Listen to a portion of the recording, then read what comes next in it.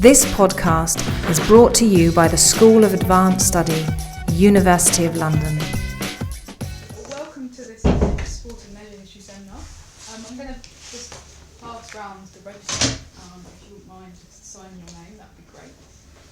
So this evening we have two speakers. So there's a kind of joint theme, which is leisure and female mobilities in the 19th century.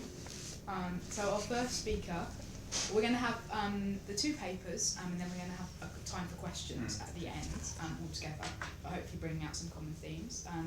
Our first speaker is Dr. Kathryn Walchester from Liverpool John Moores University. She's going to be talking to us on the representation of travelling servants and guides in two 19th century accounts of Norway by women. So this is kind of on a topic that's kind of her broader research interest, which is sort of travel writing, particularly in the 18th and 19th centuries by women. And you're currently researching a book on kind of servants and travel, which this paper sort of has inspired. And then we're going to have Dr. Sheila Hanlon, who's going to be talking to us on Whisperings from Clubland, the formal and informal politics of women's cycling clubs in Britain. And Sheila is currently working towards producing a monograph on women's cycling, I believe, and kind of the late 19th, early 20th century. And also you did your PhD, which was a few years ago, which was looking at kind of women's cycling. So, yeah. Okay. Kathryn, would you like to start? Thank you for the introduction. Yes, as Raf said, this is I'm a bit of an imposter really in many ways actually, because I'm not a historian. I work in the Department of Literature and Cultural History, but I'm more a literary scholar than a historian. And secondly, that this is really about work more than it is leisure, but it's work that underpins leisure, hopefully. So, and it's also about travel and sort of interrogating those ideas about what leisure actually is and how it works. So this, I got interested in these two particular women I'm going to be talking about whilst I was doing some work about women travellers to Norway from the 19th century, which was a couple of years ago, about 19th century women in Norway. Because partly I thought that there wouldn't be many, and then I found that there were lots. It was a really important destination. And whilst reading about a couple of them, I realised that they'd got very important and interesting servants, or they made kind of important references to their servants in their text. So I really wanted to talk about it. So this has developed into the next project, as Raf said, in interrogating sort of servants and travel. So I'm going to be talking about Summer and Winter in Norway by Lady Di Clark, and Mountaineering in the Land of the Midnight Sun by Mrs. Aubrey LeBlond, Lizzie LeBlond, her name is a fantastic name, who was an important female mountaineer. So what I want to do is to explore the ways in which these journeys were underpinned both textually and practically by their travelling companions, their paid travelling companions. The travelling companions the servants were part of a group who, as James Clifford has suggested, have never achieved the status of traveller. Therefore, in this paper, alongside thinking about the way that these working companions enabled the journeys of their employers, I also want to think about how we might expand that typology of the 19th century traveller, that it includes these other set of people who've never really been acknowledged. So, now I've gone too far. Let's go back. There we are. Okay, so James Clifford identified this issue about the status of servants and slaves in the late 1990s when he asked, does the labour of these people count as travel? Clearly a comparative cultural studies account would want to include them and their specific cosmopolitan viewpoints, but in order to do so, it would have to thoroughly transform travel as a discourse and genre. Clifford highlights the way in which accounts by servants and slaves have often been elided from travel writing, noting that their experiences, the cross-cultural links they made, their different access to the societies visited, such encounters seldom find serious representation in the literature of travel.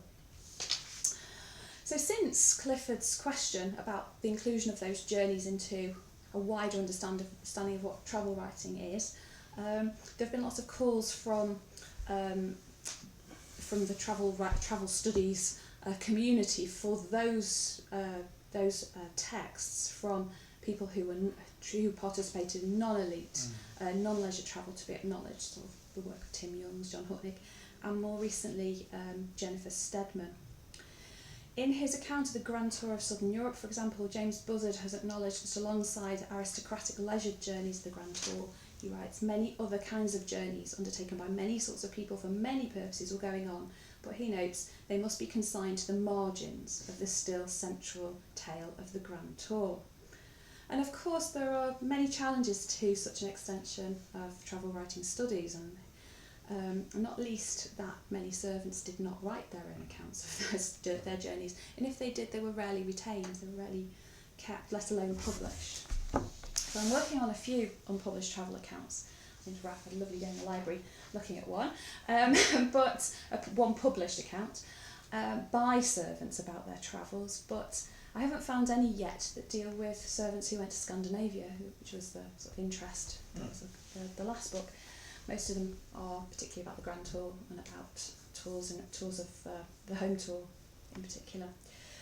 So in spite of these challenges, my contention is that these accounts of travel by working travellers do not necessarily have to be consigned to the margins, rather that the representation of and by servants extends that typology of the traveller and enriches our understandings of leisure and leisure travel at that time. So my approach to the two texts that I'm going to be talking about is very much a sort of contrapuntal reading, where it's from Said and the idea of the subdominant voice, so reading the voice of the servant rather than the voice of the aristocratic lady, to give those sort of ideas about leisure travel more resonance. The two texts are discuss or introduce us to some paid travelling companions who are very different from each other. So in the first text I'm going to talk about Lady Di Beauclerk's text. She talks about her servant, her lady's maid, her Italian lady's maid called Teresina, her French lady's maid, even though she's got an Italian name, Teresina, and who she takes on her tour of Norway with her and her mother. And she also talks about hiring a local guide in Norway called Carlson. And in The Mountaineering in the Land of the Midnight Sun, Mrs. Aubrey Le Blonde talks about her Swiss mountaineering guides that she takes with her, Joseph Imboden and his son Emil, and as well as a Norwegian woman, Hilda, who they hire when they're setting up camp to look after them. So all of those servants, in their various roles, with all those kind of nuances of hierarchy and status, facilitated those journeys for the employers in what I would suggest are both textual and practical terms. I'm going to have a look at the text in a bit more detail, to have a look at that in a minute. Servants encountered many more vicissitudes when travelling than their employers, as they attempted to work in unfamiliar environments and often with a lack of facilities for them to fulfil their duties effectively. In his account of servants accompanying grand tourists, Christopher Hibbert notes that the choice of these servants was important, since much was required of them.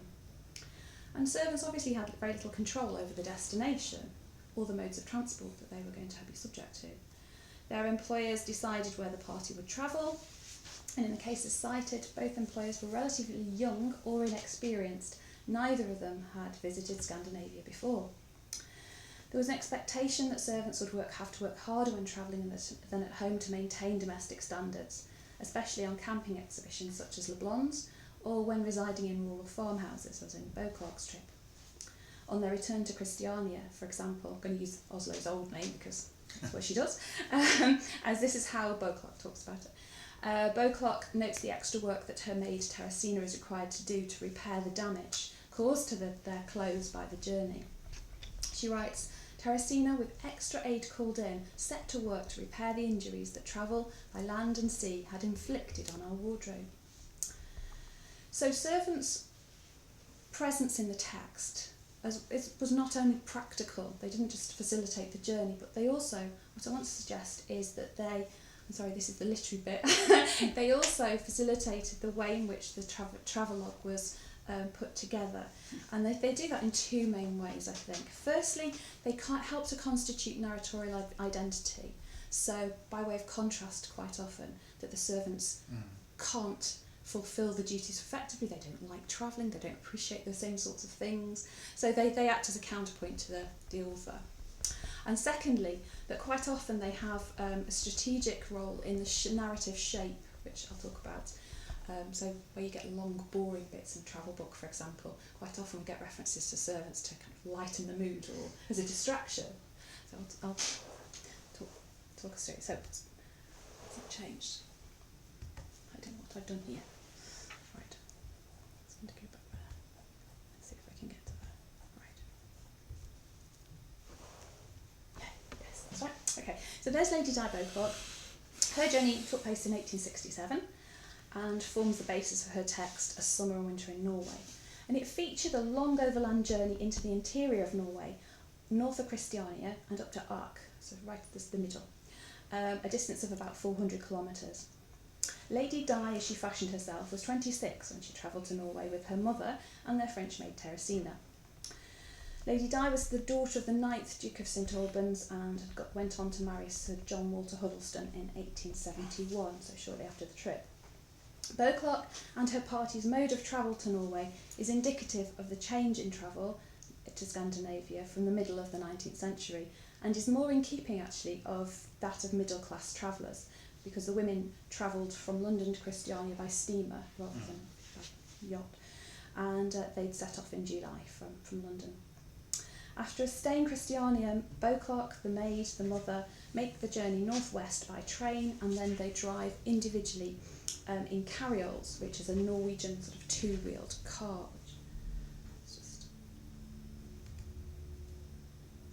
Yes, there we are. So there's one. And they did not rush, but as Beauclerk writes, 50 miles a day is quite enough for ladies who travel for pleasure and who enjoy stopping for an hour in the middle of the day for the purposes of refreshment.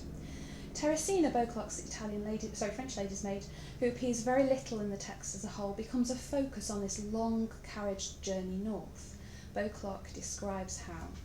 In fact, Teresina had never driven before. Evidently, her notion of driving had more of progress than of prudence, with limited notions of the perils of obstruction.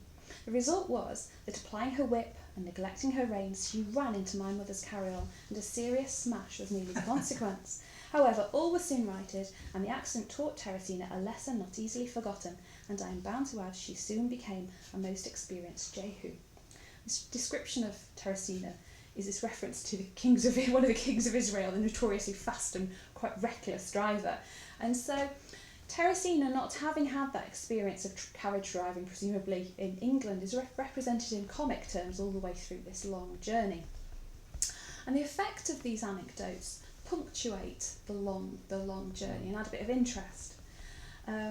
And it's a technique which is used to just in other travelogues. So, for example, in 19th century travel about Italy, you get quite often accounts of women travelling over the Apennines, particularly between Florence and Rome, and it's quite a long coach journey of several days.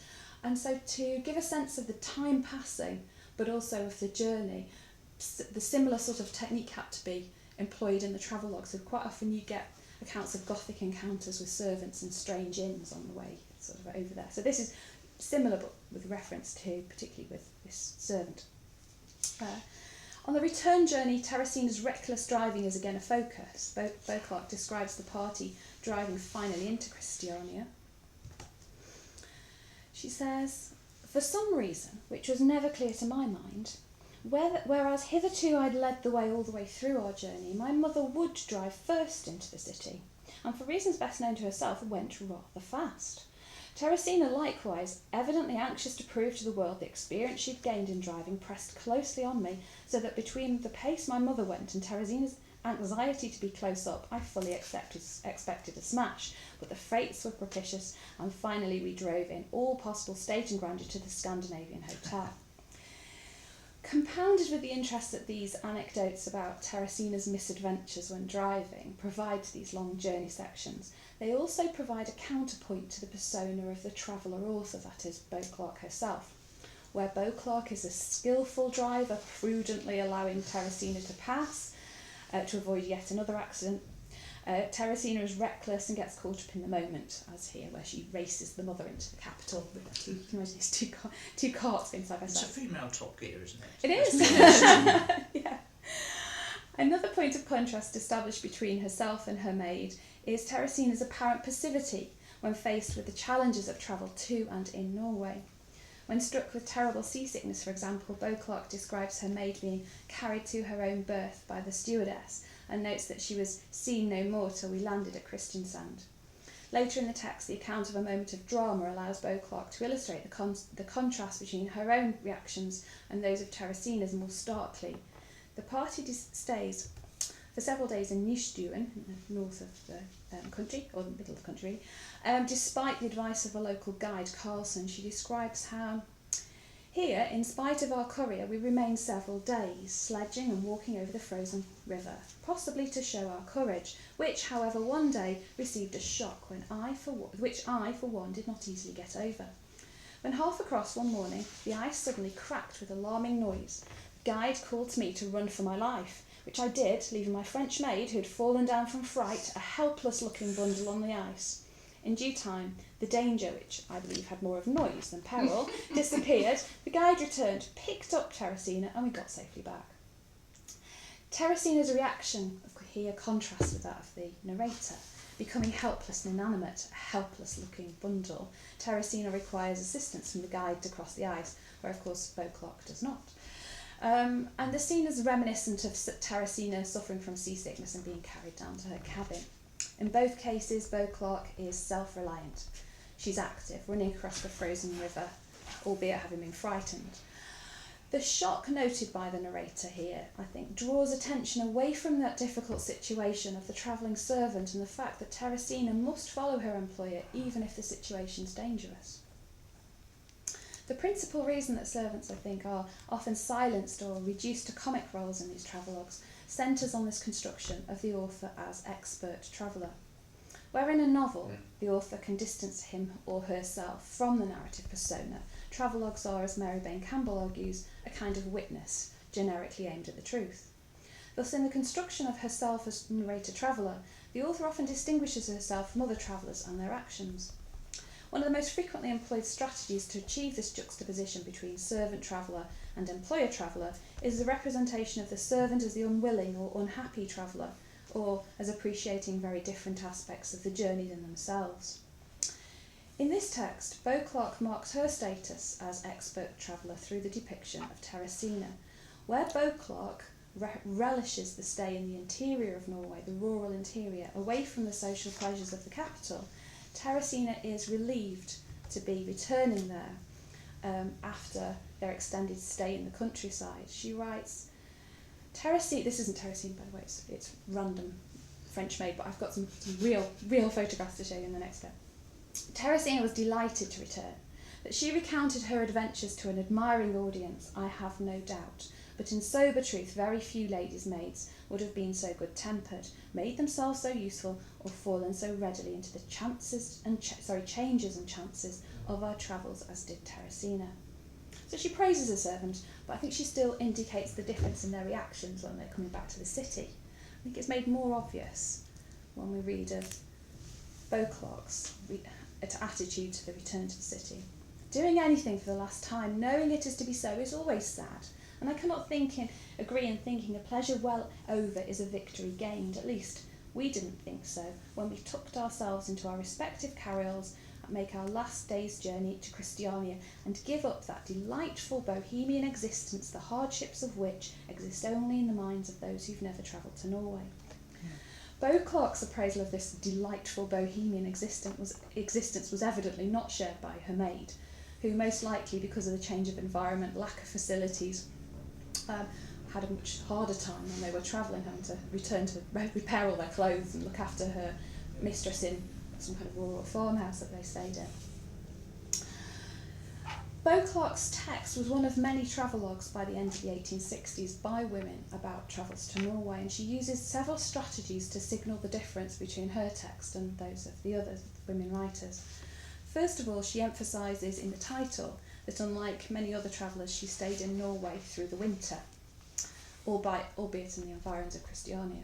And secondly, she makes much of her and her mother as unprotected females, making overt references to Emily Lowe's notorious travelogue Unprotected Females in Norway. Emily Lowe is notorious. She wrote another book called Unprotected Females in Sicily and Calabria, and so became a bit of a... She went there afterwards. Beauclerk's assertion that they are 3 unprotected females landed on a foreign shore was not in fact true. Teresina, as we've seen from the earlier reference to the guide, was not their only servant.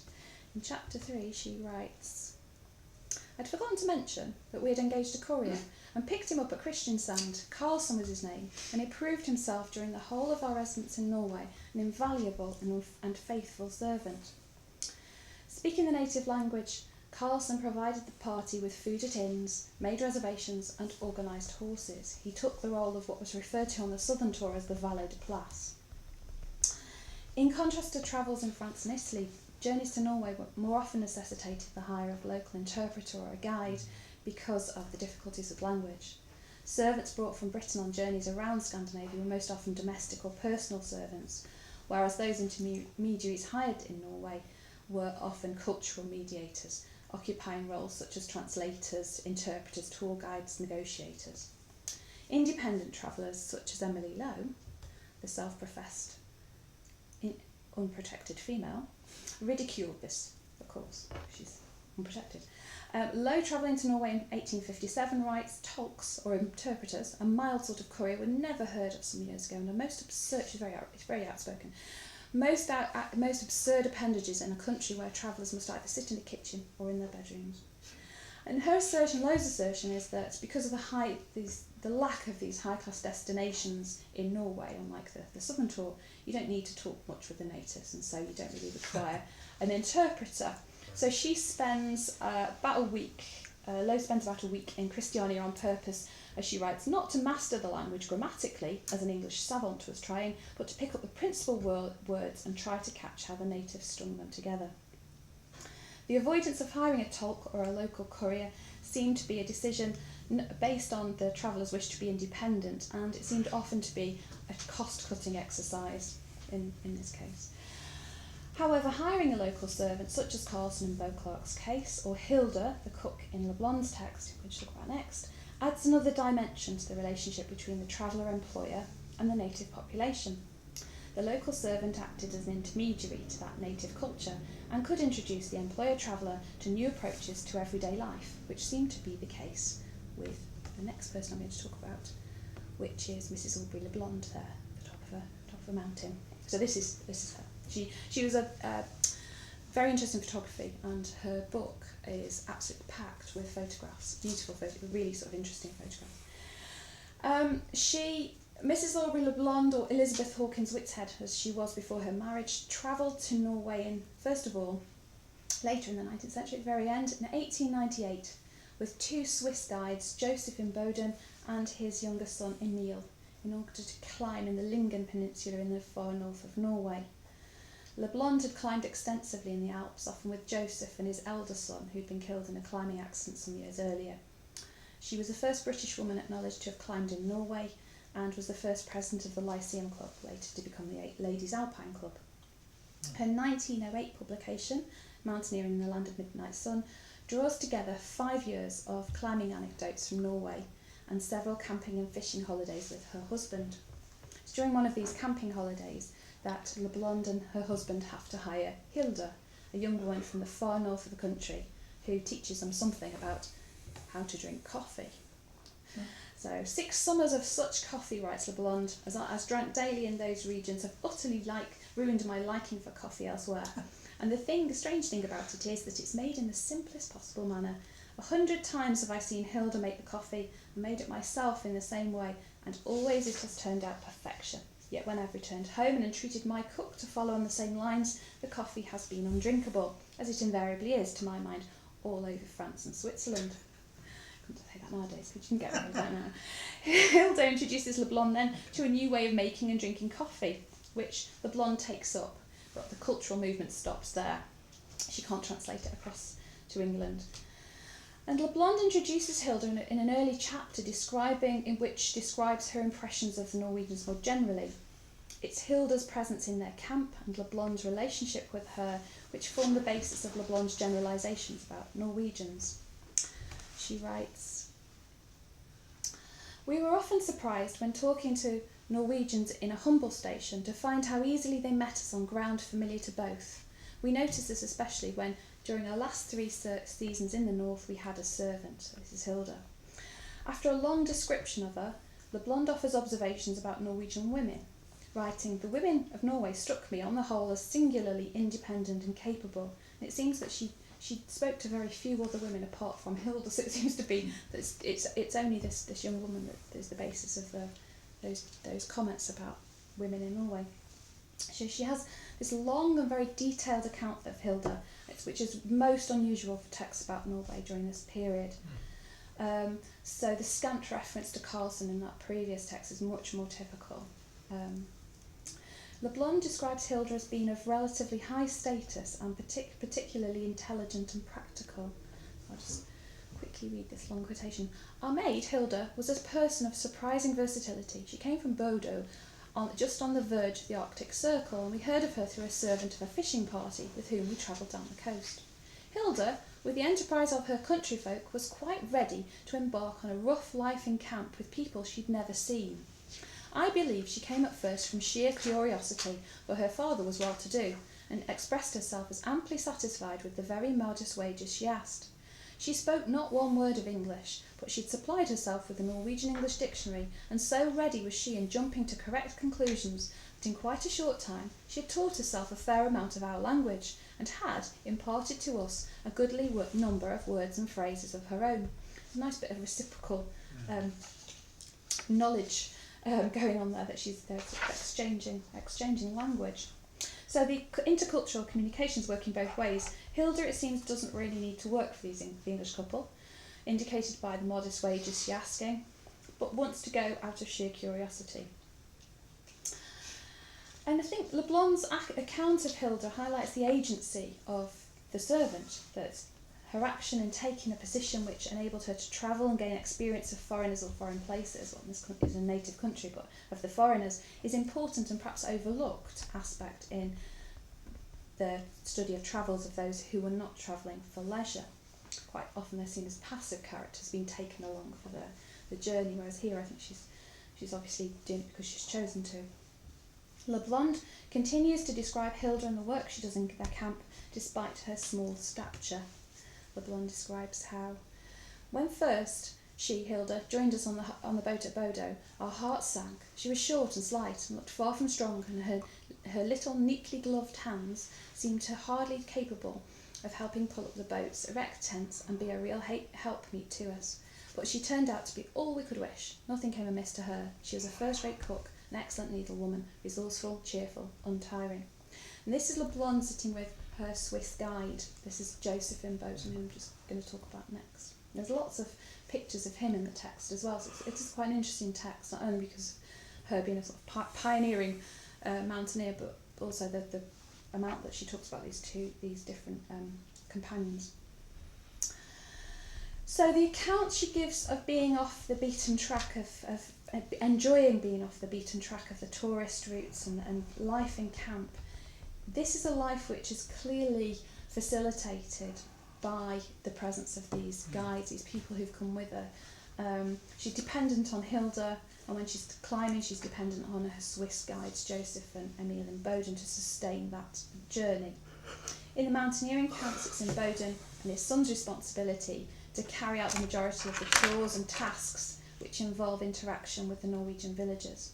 In a striking example, when the party is at Jägervand, in Bowden and his son are required to walk 6 miles to the village because Le Blonde has to get a letter to the post.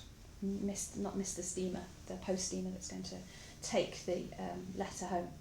They must go by boat they can't go by boat as the storm has washed a boat away from its mooring on the fjord, and Le Blonde doesn't walk with them because the walk is too arduous, involving fording a river. It seems that she can climb mountains but she can't ford a river, but obviously you've got that choice if you're in charge. And thus she's left alone in camp, and begins to re-erect the tents after the storm.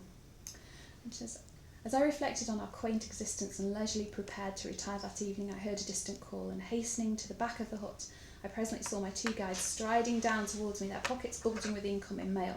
They had determined, if at all possible, to return to me that night, and had gallantly forded rivers and plodded through bogs in order to do so. The villagers had entreated them to wait till the next day, when they could return by boat, but they put temptation aside and insisted on setting out for repetition of as unpleasant a walk as is possible to imagine. So she's relieved. Le Blonde's relief at seeing Imboden and his son is clear, and I think the pleasure returns both. The pleasure of her seeing them is both a relief, but also a sense of that she's pleased with their sense of duty towards her, ignoring the local advice and their own hardship. Textually, this moment allows kind of a moment of adventure, because Le Blonde admits that she's never been alone in her life before this moment of being alone in camp, and it's this real.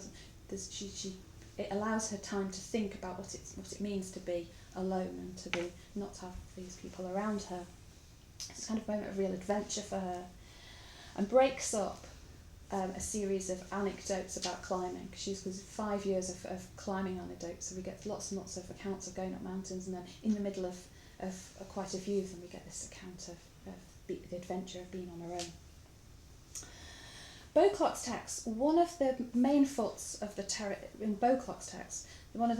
Teresina was shown to be that lack of enjoyment of the experience of travelling in the countryside, or her appreciation of the wrong sorts of pleasures, going back to the city specifically. And this in turn helped to project Beauclerk as more discerning by comparison. And Le Blonde points out a similar view in her account. There's a portrait of Imboden. Le Blonde says it's essential to carefully choose the guides with a view to their travelling in countries new to them. Some guides become homesick and miserable directly they leave their native land. Others are not quick in adapting themselves to what I may call unconventional forms of mountaineering, particularly when wine is not obtainable. It's a worry.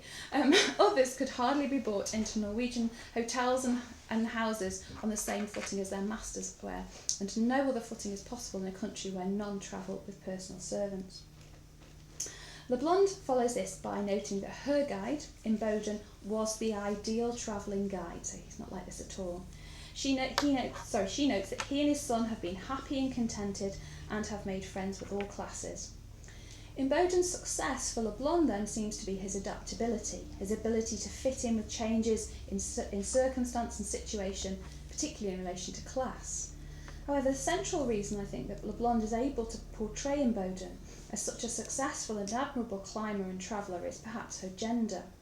Where other female travellers from earlier in the period were one of many, like Beauclerk for example, and needed to present themselves as different and more adept than their female servants, Le Blonde's explicit claim for the novelty of this text is that she's the first woman to have climbed so extensively in Norway at this time. Thus, Imboden's expertise poses no threat to the projection of the authorial voice as expert traveller in this case. Instead, Le Blonde sets herself up in contrast to tourists, really, as an adventurer, so she doesn't need to set herself up in contrast to Imboden. He can be more of an ally. In an article about guides and mountaineering, Peter Hansen cites a book, an 1856 guide by an author called Alfred Wills, in which he talks about guides and finishes the quotation by saying the guide acts as a sort of personal servant, almost a valet. Right. Although I think Wills is suggesting that guides and valets are almost interchangeable here, I think it's clear from Le Blonde's account that the expectations are very different for the guide, socially and in terms of knowledge and experience. So further back in that quotation, the good guide is generally a very intelligent man with great love of nature and adventure and a considerable amount of acquired information. A lot more is required of the guide than that of the valet, of course.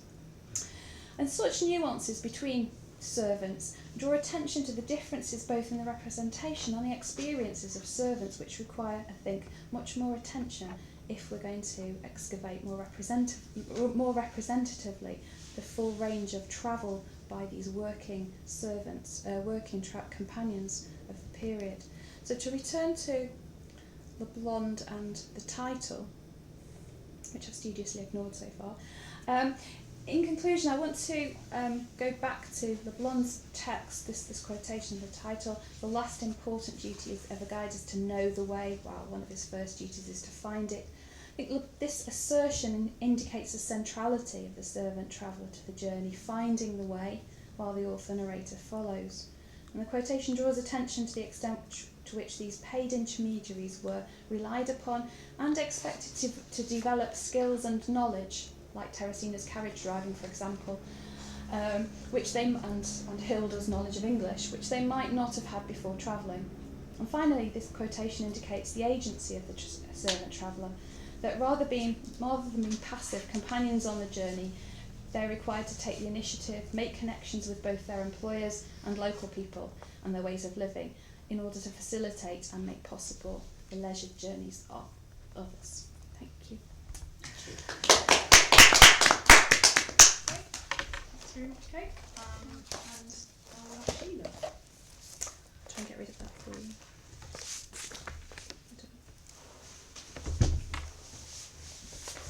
Oh, succeeded not to get rid of mine. Okay. Thanks. Okay.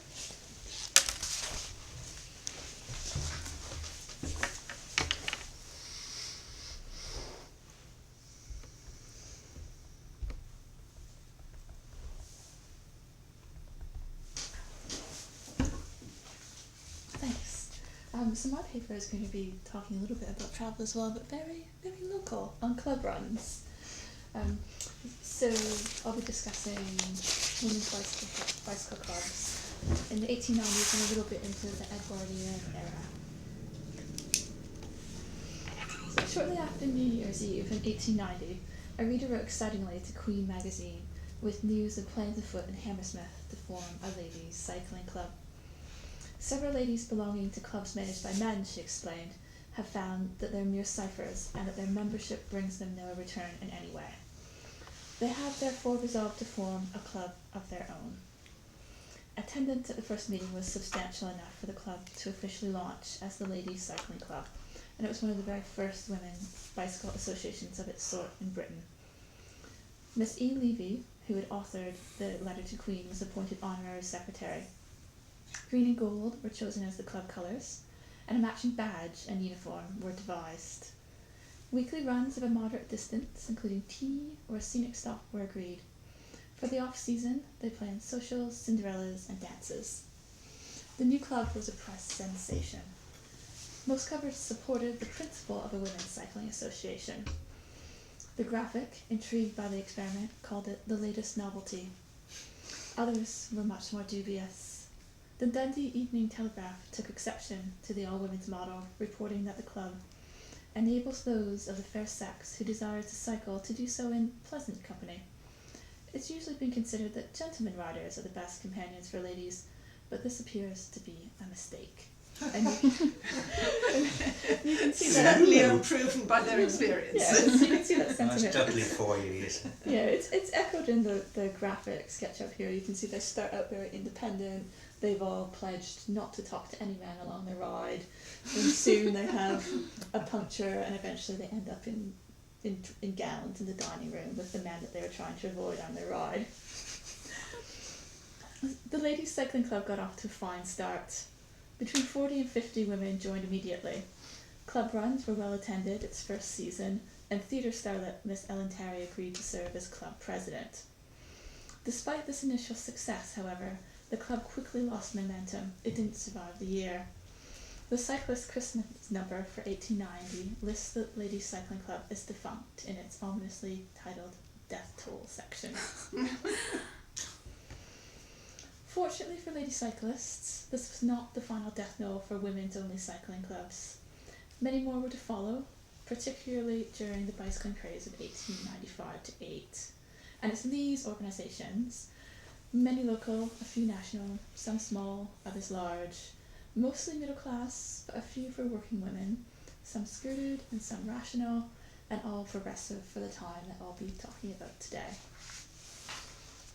What attracts me as a historian to bicycling clubs is their dual function as organised leisure associations, but also informal political spaces. And I think that applies in the Victorian era, and then also today as well, and some of the clubs that have found a resurgence, and I'll talk about those a little at the end as well. Ladies' cycling clubs were founded for cycling practice and advocacy, but also took on a secondary function, whether intentional or not, as incubators for progressive thoughts and action. By engaging with ideas surrounding gender, class, space, democracy, and equality, ladies' cycling clubs safeguarded women's rights as both cyclists and citizens. My paper considers the cycling culture that women emerged from often as counterculture. It looks a bit at their organizational structure and also a little bit at their engagement with progressive women's politics during the era. The origins of ladies' cycling clubs lie, of course, in the emergence of cycling as the leading leisure fad during the cycling craze. The safety bicycle, introduced around the mid-1880s with a low stature, two roughly equal-sized wheels, a rear-wheel chain drive, was really similar to the bicycle that we have today. It was readily available on the market in the 1890s. By 1895, during the cycling craze, it was an obsession for everyone who could afford to buy a bicycle. Britain was home to an estimated 1.5 million cyclists, about a third of whom were women. And you can see some of the most stylish of our lady cyclists in the slide on the Hyde Park, very elite, fashionable cyclists row. The growth of cycling by women did not, however, pass unnoticed or uncontested. Whether women should or should not ride for moral, medical, and social reasons was a source of great debate. Women were latecomers to cycling culture, which was of course rooted in men's cycling club culture, and that dates back to the velocipedes and high-wheelers of the 1860s and 80s. The dangerous nature of early machines and the masculine, athletic, homosocial culture associated with clubs precluded the admission of women. First tricycles and then safeties challenged this assumption. Still, many long-standing clubs simply balked at the idea of admitting ladies. In 1896, for example, when a resolution was proposed to admit women to the Manchester Wheelers Club, the vote not only returned a resounding no, but led to the adoption of an amendment to club rules explicitly stating that ladies be excluded from membership to the club. And you can see from these sketches up here just what the inside of that club looked like. It definitely has the appearance of a male reserve with a billiards room, a club room, and you can see a few gentlemen over at the corner at the bar enjoying a drink without the interference of lady cyclists. Despite initial resistance, most clubs did eventually make room for women. In the years leading up to the emergence of women's-only clubs, organized cycling for women took a number of forms. There were still old established clubs exclusively to men, but new to the scene were men's clubs with women's auxiliaries, such as the Catford Cycling Club's ladies division, which you can see here. There were clubs that admitted women on equal terms, such as the CTC, and here you can see Mrs. Welford, who was the first female member of the CTC, admitted in 1880. The black and white photograph shows her on a salvo with her husband, who was secretary of the club, and the color image is a later commemorative cigarette card, but you can see that it actually bears a striking resemblance to the original. There were also mixed clubs intended from the start for cyclists of both sexes, such as the socialist Clarion Cycling Club, or high society clubs such as the Wheel. None of these approaches proved ideal for women. Even the most seemingly egalitarian clubs kept gender distinctions. Men dominated official positions, ladies' runs were held separately, and women had little say in club decisions. One annual Clarion holiday camp, for example, when women arrived expecting to be equal participants, they were disappointed to find themselves segregated to a ladies' tent on the edge of the pitch. Worse yet, when it came time for club runs, they were expected to stay behind and make sandwiches. And that actually happened. It quickly became apparent that if lady cyclists wanted to be represented and participate fully in club life, they needed organized cycling clubs of their own. The list of ladies' cycling clubs established in the 1890s is a lengthy one. I've put together a list of just a few of them. This is not exhaustive by any means, but you can see there's loads, and they're all over the country. It started, of course, with the Hammersmith Ladies Cycling Club. Next to form was the Cabinetry Ladies Cycling Club, established in 1892. It claimed for itself the title of oldest women's cycling club, but I think that's probably just because some of the earlier ones were very short-lived, so they weren't around to argue with them for that title. The north was fertile ground for ladies' cycling clubs. Manchester, Newcastle, and Leeds all had prominent clubs. Liverpool boasted 4. Nottingham, Birmingham, Reading, and Brighton further down south, and nearly every other town or region had at least one ladies' cycling club by 1897. Scotland, Ireland, and Wales were not to be outdone. The English Women's Yearbook for 1900 lists 26 clubs in Scotland, 4 in Edinburgh alone, 1 in Wales, and 2 in Ireland. London was thick with women's cycling clubs of all description. This was especially true of the south and southwest. If you just kind of glance through the slide, you can see that we have the Ladies Southwest Bicycle Club, the Brixton Cycling Club, the Clapham Common Ladies Cycling Club, and the Clapham Park Ladies Cycling Club. They were all established between 1894 and 1897, and they were basically on top of each other. So there was clearly loads and loads of demand for women's cycling clubs. The Kensington Ladies Cycling Club was exclusive to residents of the upscale neighbourhood, while the Mobilities Cycling Club Association, which was founded in 1892 by reform-minded journalist W.T. Stead, was a women's cycling co-op which aspired to class equality. Dress reform inspired several clubs, including Lady Harberton, who founded the Rational Dress League. Her club was called the Rational Dress Cycling Association, and it was based in Regent's Park. There's also the wonderfully named Euroshi Wheel Club of Catford, and they were a rational-only club, skirts were banned. The Ivy Leaf Club of Clapham, in contrast, banned rationals. It was a skirted club. There were also improving initiative. Guy's Hospital had a nurses' cycling club, and in Brixton there was a club for shop girls. A national cycling body, the Ladies Cyclist Association, was established in 1895, and it operated across Britain. The objective of ladies' cycling clubs was to advocate for women's cycling, encourage women to take up the pastime, and support women who rode. The LCA's goal was defined by its founding member and president, Lilias Campbell Davidson, as to encourage and keep up the tone of cycling, to bring its members into touch with one another, and foster wearing of the reform costume. Chief among the reasons cited for the appeal of all women's cycling clubs over co-ed clubs was dissatisfaction with their second-class status in mixed clubs, a preference for female riding companions, and interest in short, leisurely runs rather than racing and long tours, which men's clubs tended to support more. For others, the safety in numbers principle was the immediate benefit offered by women's clubs. Lone cyclists risked insult, harassment, and even physical attacks. The London Southwest Bicycle Club's founding principle was to combat the adverse treatment experienced by members who rode alone around London by coordinating women's riding groups. Ladies' cycling clubs also provided an alternative to chaperones. As a bonus, an all-female cycling outing dampened fears that members of mixed clubs would sneak off for illicit off-road romancing, and that's alluded to the magazine sketch you can see here of a lady cyclist and a gentleman cyclist who are clearly far away from their chaperones and club. They left their club behind to head off into the bushes.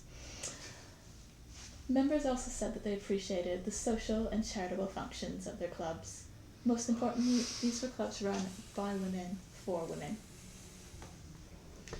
The organizational structure of women's clubs was similar to that of their male counterparts. Since the 1880s, men's cycling clubs modeled themselves on a formula devised by Boston Bicycle Club founder Charles Pratt. It entailed a strict hierarchy of officials, a constitution and bylaws, exclusive memberships, regular runs, and militarized discipline and uniforms. By adhering to these bureaucratic standards, women's cycling clubs marked themselves as legitimate. At the same time, they needed to distinguish themselves from male clubs, and they did this by emphasizing their social rather than athletic function. They may have been recreational clubs, but they projected a domesticated, feminized, respectful identity, and of course even the epithet lady, which you see in front of so many of the club names, implies this. Like men's cycling clubs, ladies' clubs were governed by a council. An 1897 Lady Cyclist article entitled "A Model Club for Wheelwomen and How to Form It" recommended starting with a strong executive. For president, it suggested a dedicated wheelwoman with, and I'm quoting from the article, a handle to her name to lend prestige to the club. Ellen Terry, president of the Hammersmith Lady Cycling Club, certainly fit the bill, as did, for example, temperance and women's rights crusader Lady Henry Somerset, who was the president of the Motherhouse Cycling Association. A competent secretary and treasurer was essential. Over in the Motherhouse Cycling Club, it was W.T. Stead's personal secretary, Miss N.G. Bacon, who stepped up into that role, and she excelled at it. As historians, we actually owe her a great debt of gratitude for documenting club life so well, and part of it was documented in her column in the club newsletter, which was called Whisperings from Clubland. Captains were appointed to lead and organise club runs from amongst the most capable riders in the club. The LCA's all-female administration, which had a president, a strong executive, captain, secretary, treasurer, and people organising on a local level around the country as well as nationally, was regularly admired for its efficiency. Historian Vertinsky points out that one of its greatest legacies was that it demonstrated that women were as good at working in associations as men. Crafting just the right membership body was a conscious and exclusionary act. Clubs sought to attract like-minded women interested in cycling, but who met other qualifications such as region, class, rational or skirted dress, and social political ideals. Prospective members generally applied in writing and were nominated and then very carefully vetted. Local club members varied. There were a dozen Wigan Lady Cyclists in 1895, 40 in the London South West Bicycle Club, 84 in the Brighton and District Ladies CC in 1897, and 150 in the MHCA.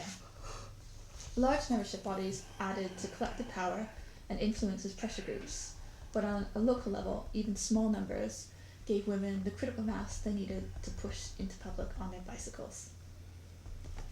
Club colours, uniforms, badges, and regalia were important to the identity of cycling clubs. You'll recall that when the Hammersmith group met, one of the first things on the top of their agenda was choosing their colours and their uniform. The CTC's winged wheel was one of the era's most recognised logos. It appeared on everything from pamphlets to maps to hotels and inns that had been approved by the CTC. The LCA, interestingly, went for a French-inspired tricolour for its badge and ribbons. The Motherhouse chose a little golden butterfly, and other women's cycling clubs chose things like wheels, drop-frame bicycles, or stylized initials, and they turned them into emblems for their publications and badges for their uniforms. As a uniform, most lady cycling clubs selected a long skirt and matching jacket of a sturdy, dark-coloured fabric. Often it came with a white blouse and then embellishments in the club colours. Members of the Cabinetry Lady Cyclist Club, for example, wore a pretty dark green costume cloth, a Panama hat, and they trimmed it with myrtle ribbons to match. Uniforms could also signify a club's politics. The Mobilities Cycling Association made the radical decision to adopt a rational costume as its official uniform. And you can see Captain Grace Morrell wearing the uniform and the image on the slide. And note, she does actually have kind of military-style lapels, which reflect what male clubs were wearing at the time. So she has a little bit of that kind of... It's a bit like a combination between a rational cycling outfit and the men's club uniform. Club colours, uniforms, and regalia imparted a sense of belonging, made affiliations recognisable, ensured members looked neat and respectable, and were a highly visible element of the spectacle of club cycling. Runs were the mainstay of women's and men's cycling club programs. Organised women's runs had an extra built-in challenge, since public outings needed to comply with gender conventions. Moderate distances and pace distinguished them from men's club runs. Women's club runs were pitched as social outings with tea or a stop at a scenic spot as their final destination. Most clubs arranged one run per week during the season. Some organised two, so one would be on a weekday and one would be on a Saturday.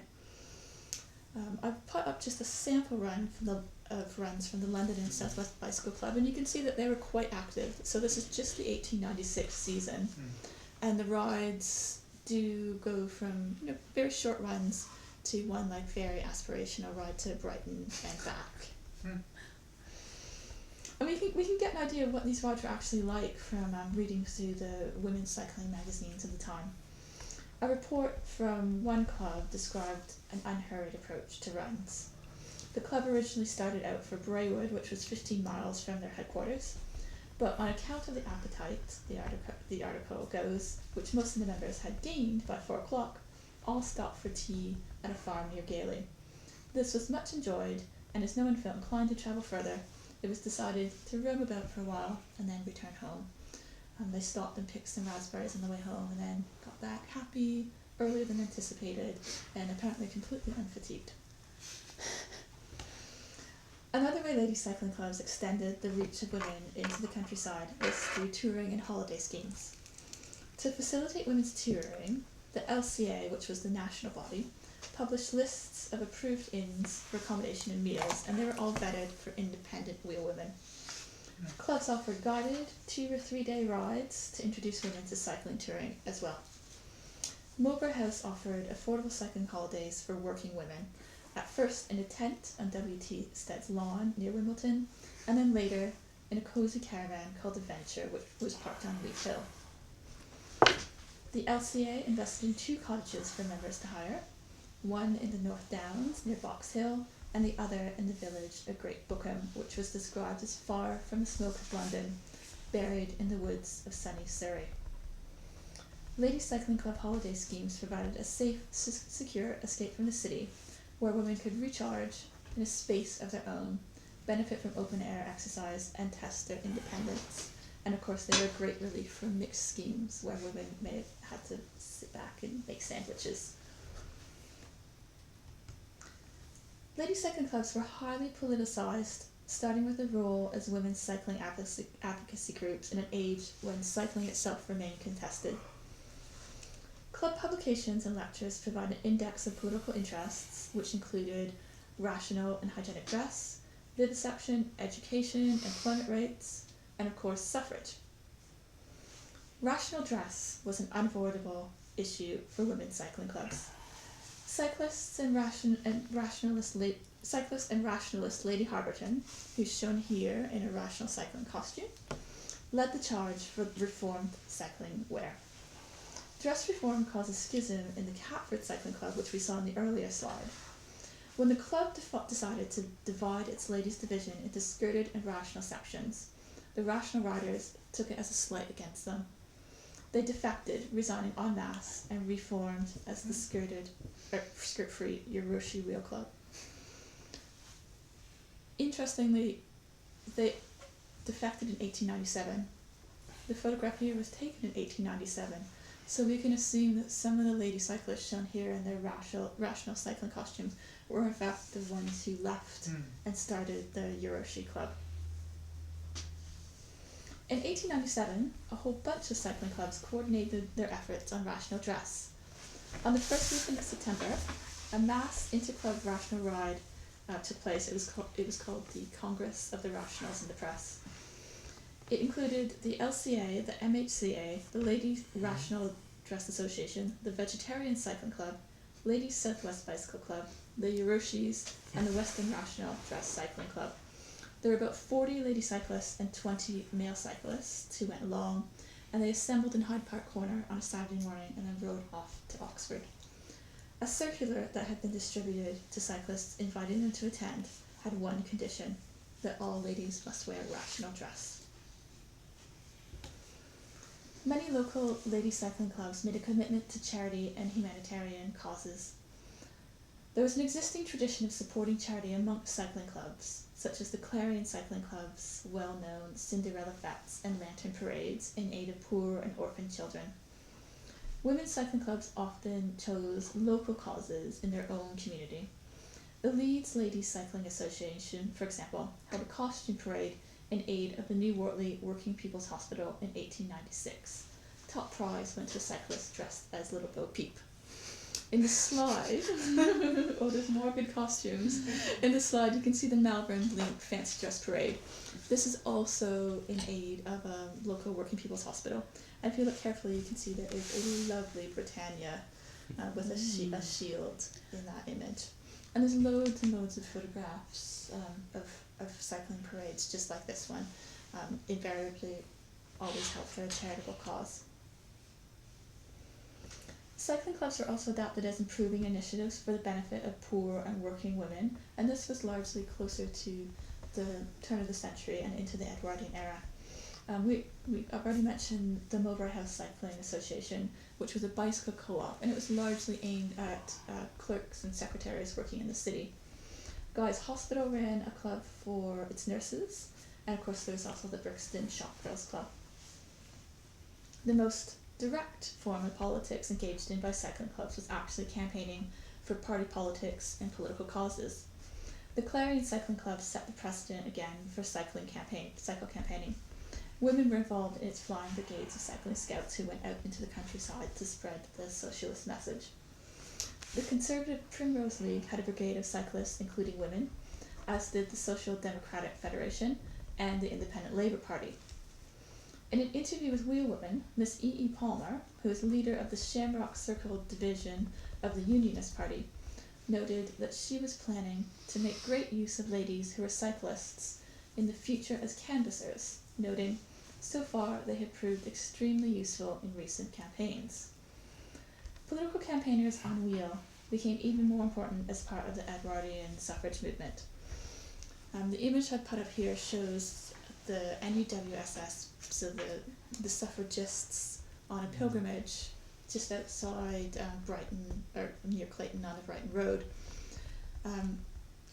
They were on their way into Hyde Park for a mass meeting. They travelled along 8 routes, and they pretty much all had cyclists working as outriders for them.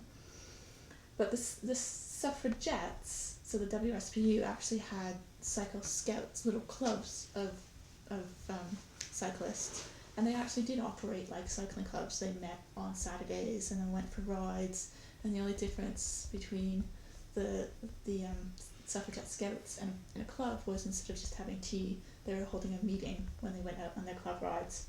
So they did actually follow a really similar pattern to the earlier women's bicycle clubs. Women's cycling clubs also overlap with other organisations and individuals associated with women's rights. Many members of women's cycling clubs also subscribe to other progressive organisations such as the Pioneer Club and of course the newly founded NUWSS. The executive role of the MHCA reads like a who's who of early feminism. Its president, Lady Henry Somerset, was also president of the Women's Temperance Association. Other Mowbrayites included the American Temperance Crusader Frances Willard, trade unionists, the Countess of Warwick, Lady Ormiston Chant of the Social Purity Alliance, and the list goes on and on.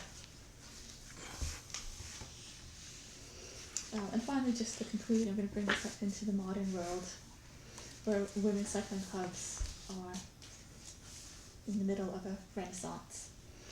The cycling clubs of the Victorian era were very short-lived. Few of those formed during the cycling craze actually survived beyond the turn of the century. In 1900, the English Women's Yearbook and Directory identified 41 women's cycling clubs or branches. By 1904, only 3 remained. Women clubs were not alone in this downturn. CTC numbers plummeted from 60,000 in 1899 to about 8,500 in 1918. Cycling clubs disbanded as new leisure fads emerged, such as motoring, and decreased bicycle prices made the pastime more accessible to the working classes. We kind of see women's clubs just disappear. There are a few formed that are more racing oriented in the 1920s, but it isn't until we fast forward today that we really see women's cycling clubs coming back. Advocacy initiative Breeze has established a network of women's riding groups throughout the UK. Local clubs are flourishing, such as the Radiant Riders, which are in Shoreditch and part of a women's institute, and Manchester's Team Glow has over 100 members. In a recent article in Total Women's Fitness, a correspondent asks, women's cycling clubs, are they the way forward? Much like their Victorian predecessors, the benefits of women's clubs listed include non-competitive rides, support from other women, and flexibility around family and work commitments. In response to the question, women's cycling clubs, are they the way forward? It seems that yes, perhaps they are, but let's not forget that they're also a thing of the past. The ladies' cycling clubs of the 1890s were more than just leisure organisations. They were sites of agency and progressive politics, where women worked collectively to safeguard their rights as cyclists and citizens. Thank you.